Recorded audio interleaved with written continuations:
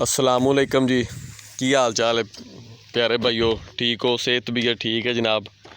अजकल जिस तरह तुहानू पता है कि कणक की फसल जी पकड़ नूं तैयार है, तो मैं आया सा डेरे ते कणक मैं नाले तुहानू विखाने नाले इहदे नाल छोटा जिहा एक मसला बने तुहाडे नाल उहदे ते भी गुफ्तगू करने उहदे बारे तुहानू दसने तुसीं अपनी राय का भी इजहार करिया जे। ते अजकल ये आम मसला है बड़ा, ये जनाब अजकल आम मसला है जिहड़ा कणक नूं अमूमन हो जाता है। ए वेखो ना, ए दाने कुछ कुछ विचों काले होण लग पैंदे ने। ए देखो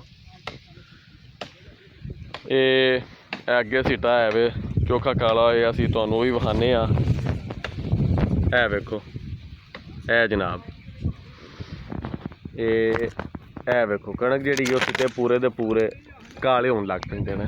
ठीक है, ਇਹਦਾ जनाब इस बीमारी का नाम है तेला।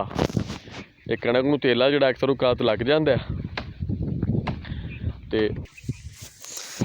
तेला जिहड़ा जनाब जिहड़ी बीमारी है इहदे नाल सारे दा सारा सीटा भी ते जां सीटे दे विचों कोई कोई दाना जिहड़ा ना काला होण लग पैंदा। जिस तरह ए वेखो ये हली मैं तुहानूं बार बार पिया विखाना वा। ए देखो ए काले होण लग पे ने, हुण तो बल्कि रुक गए ने, मसला शुरू तो ही रुक गया है। तो कुछ भाई जोड़े ने इस बारे बड़े परेशान हो जाते हैं कि तेला जनाब लग गया है। जोड़े सीनियर काश्तकार ने, जोड़े बड़े बजुर्ग ने, साढ़े जोड़े पुराने भाईवान ने, वो जोड़े साढ़े नाल भी कुछ बेहतर सारी गल इन्हां चीज़ों समझते हैं, वो कभी भी इस बीमारी वास्ते कणक नूं स्प्रे नहीं कराते। तेले की जनाब स्प्रे नहीं कराएंगे। उसकी वजह की है कि ये होना, वेखो हवा चलती है पी, वेखो हवा बड़ी सोहनी पे चलती है। यह भी वेखो तुहानूं पता लग जाएगा। इस हवा दे नाल थोड़ी तेज़ होगी, इहदे नाल भी तेला चढ़ जाता है। बारिश होवे तो उहदे नाल भी चढ़ जाता तेला, ये मुक जाता है।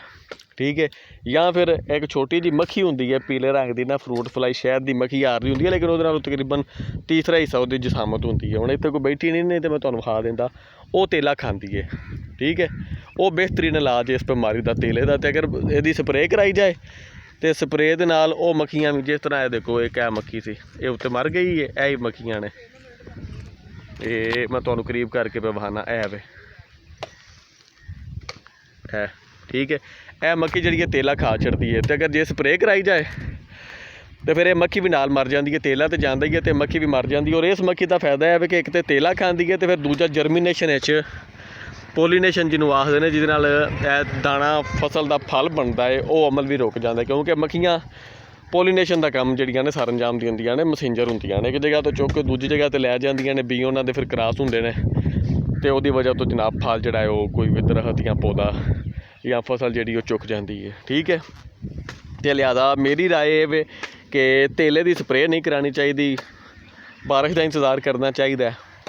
बारिश होवे हल्की हो, जिस तरह तेज़ हो जाए तो ज़्यादा बेहतर होंदा। हुण रात को कोई माड़ी चंगी बारिश होई है तो, और उहदे नाल भी बड़ा फर्क पै गया, हवा भी चलती है पी, नाल इंशाल्लाह मजीद बेहतरी आ जाएगी।